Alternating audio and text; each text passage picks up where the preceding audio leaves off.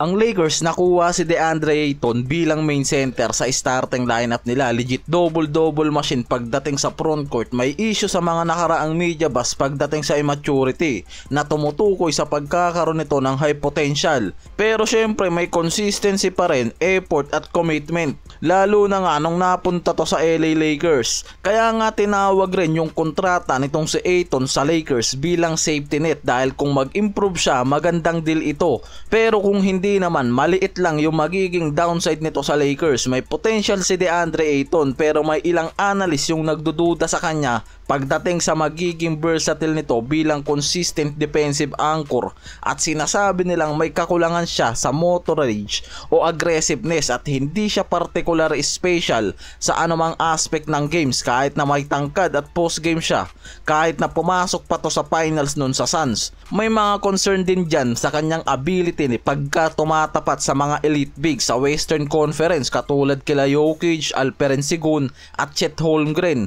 Kaya ang isa sa nakikita dyan na pwedeng maging strategy ng Lakers bigyan itong si Ayton ng isang mas batang backup center kung makakakuha sila sa isang trade.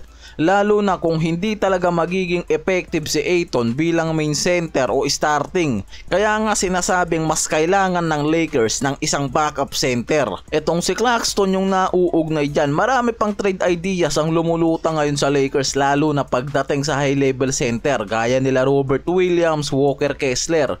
Pero itong si Nick Claxton ang tinuguri ang most complete big para sa LA Lakers dahil sa kanyang rim protection, mobility at durability. Ayon sa analyst tulad ni Kevin Pelton ng ESPN, si Claxton ang nakikita nito bilang napakagandang fit sa core ng Lakers. Mula kay Luka at LBJ yan ha.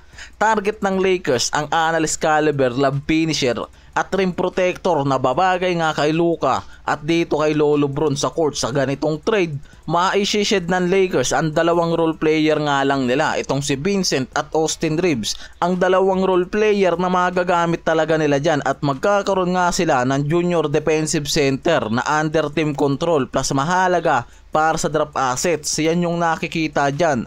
Si Lolo Bron at Luka ang nakikitang mas effective na core na pinagmumula ng opensa ng Lakers na mismong dahilan kung bakit nababawasan yung pangangailangan ng mga to sa bench. Kaya sa report, pinag-iisipan na ngayon ng front office mismo na i-trade sila Gabe Vincent at Austin Reeves na mas umiinit ngayon yung pangalan pagdating sa usapang trade dahil nakikita nga na halos parehas ang Lakers at Brooklyn Nets na makikinabang sa trade na to.